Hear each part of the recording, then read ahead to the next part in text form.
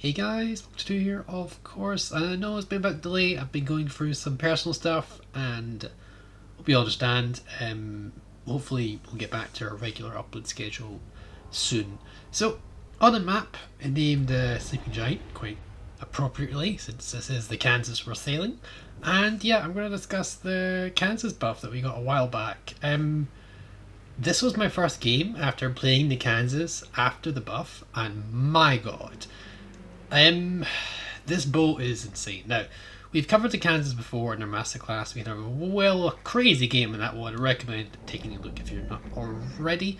But we're gonna play the Kansas game here, and we're not gonna focus too much here.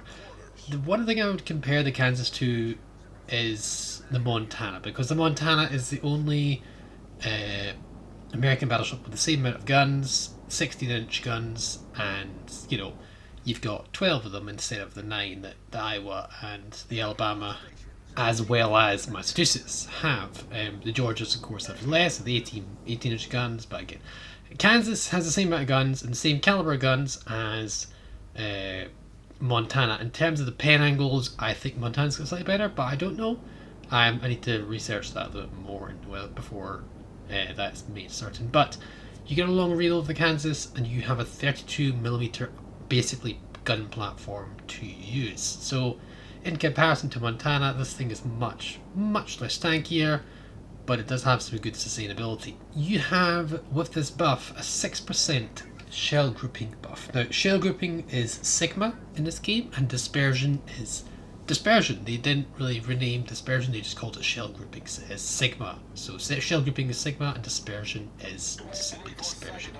So AL Scharnhorst, Asherleen Scharnhorst buffs your dispersion, and for battleships, Andrew Cunningham buffs your Sigma, aka your shell grouping. And the buff the Kansas received is a 6% shell grouping buff and a 2 or 3 second reduction in reload. It's a pretty significant reduction. It could be even more than 2 or 3 seconds if I remember correctly. So first shot, Benham, we do fluff the shot, but if you saw the grouping in the shot, aka the Sigma, was absolutely insane. If we did miss a shot as the DD, it happens in a battleship pretty frequently, but still, the shot was there. A little bit off because he did maneuver and dodge this here, but yeah, pretty disgusting. Our division mate has the Benham. We did just go dark. We are building up to a reload, and we've got an almost broadside Massa to shoot at. He is a little bit angled here, but probably not enough for cheeky no citadel. So we fire off our spotter plane, fire our shells, and my god, some of those shells are glued together. The grouping is absolutely amazing, and yeah, that's 20k off the second salvo of the game. And we've missed one, so pretty insane. You've got really Kansas if you have a good open field here, where you're not really focused, you just have the opportunity, you get the broadsides, you will do absolute crap tons of damage in very little time. The reload you can get this down to, if you really built into it, is pretty insane. A 33-second reload for these 12 guns at tier 7 is quite exceptional. Oh my god. Again, the salvos, they're glued together, the shells. That was 7 penetrations and more shells, like 8 I think. 8 out of the 12 that was fired. That's pretty insane. 7 pens in a battleship. Every salvo is pretty insane. We didn't get the last salvo, we got a cheeky citadel and we did some really nasty stuff. So, Colorado, 17.5 kilometers away, or 17. We fire the shells without the spotter plane, and yeah, look at the grouping, my god.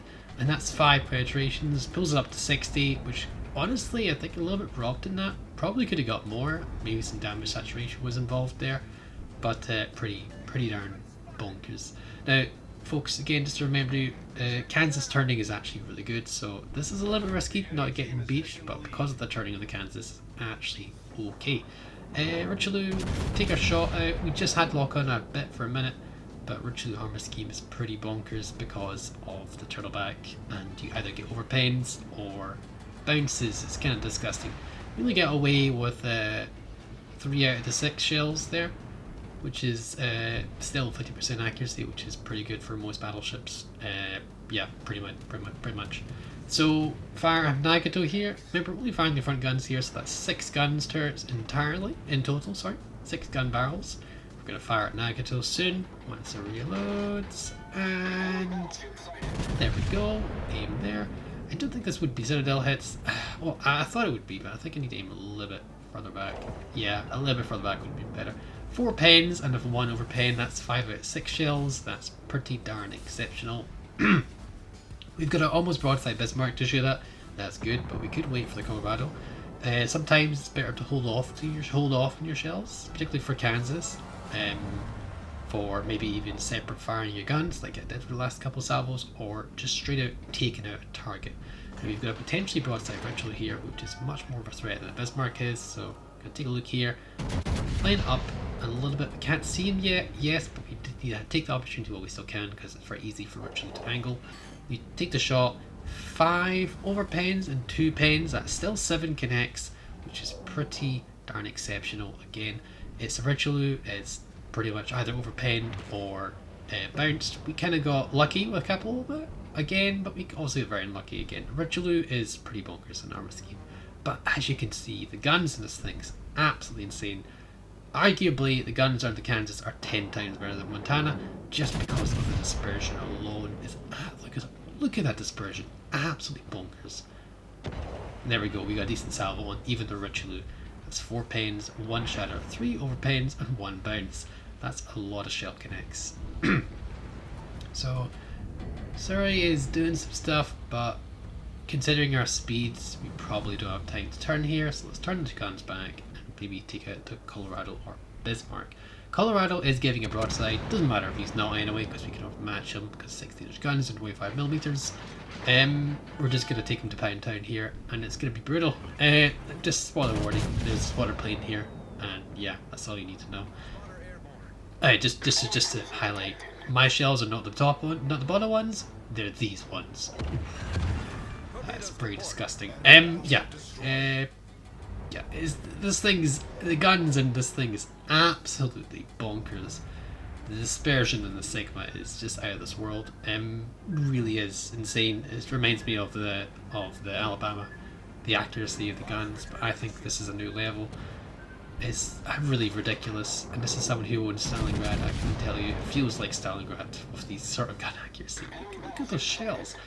We're shooting at a very difficult to hit Adigo, so it's more down to our aiming, and you know, by the time we shoot, he has plenty of time to react, because American shell arcs are quite slow, and particularly the Kansas and all the other alternative line of battleships are very slow shells. So we do need to be careful about how we shoot at kiting targets. If you are an American battleship, it's quite slow in terms of the shell arcs. Obviously the Kansas is also slow as well, but the American velocity is the shell velocity of AP just drops over time. This Surrey, very lucky there.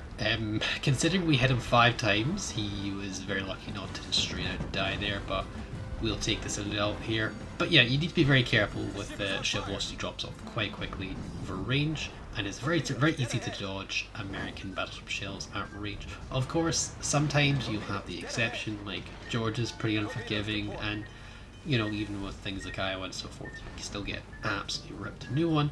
But if you're going to get shot by any battleship, there's a good chance you probably want it to be American range. Probably German as well is probably your best case scenario. We actually fire straight through the Surrey. We only get 3 pens, which is very unlucky considering the size of the Surrey Citadel. Pretty extreme.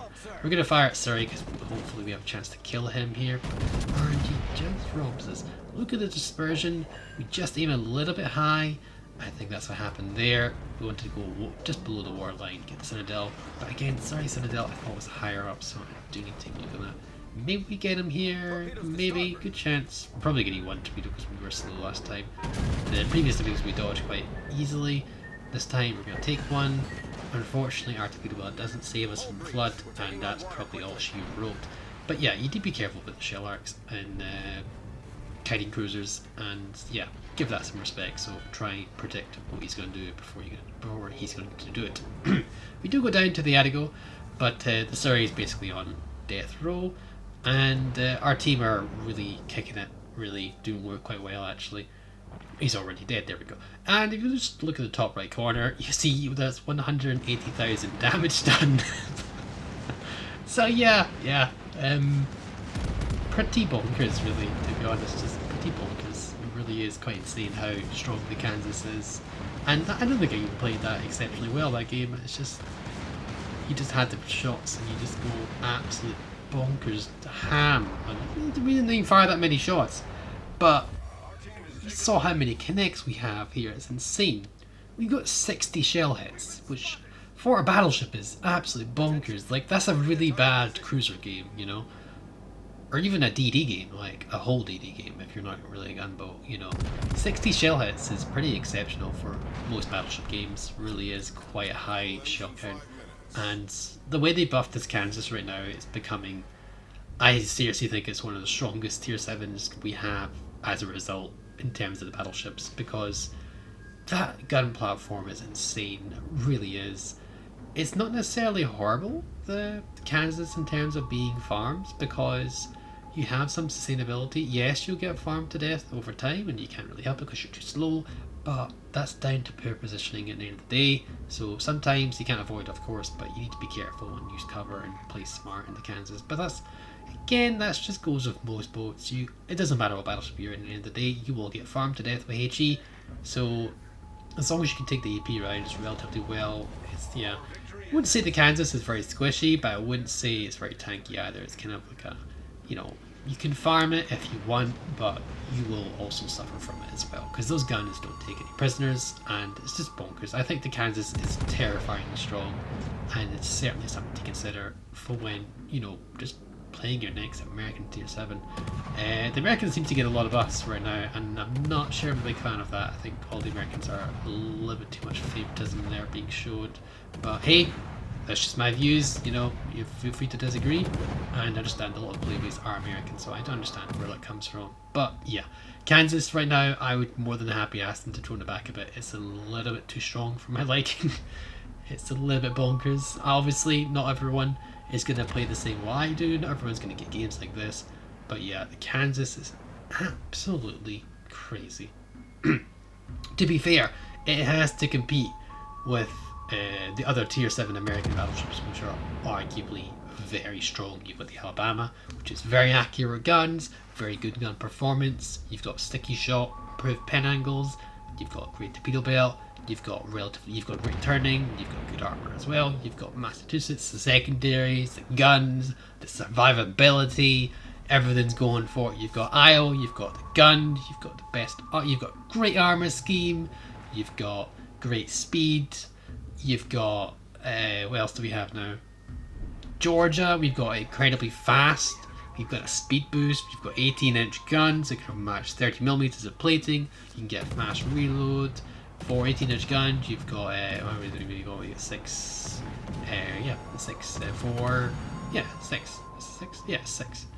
We've got 6 gun turrets. You've got 6 guns. Sorry, it's pretty insane, the American lineup, really. I don't think there's a better. I don't think there is a better battleship lineup, really. Maybe the French probably beats it, but yeah, pretty insane. You can saw value of caps, by the way. Pretty good there by medieval. So yeah, hope this helped you out, guys, and I'll catch you on the flip side. Bye for now.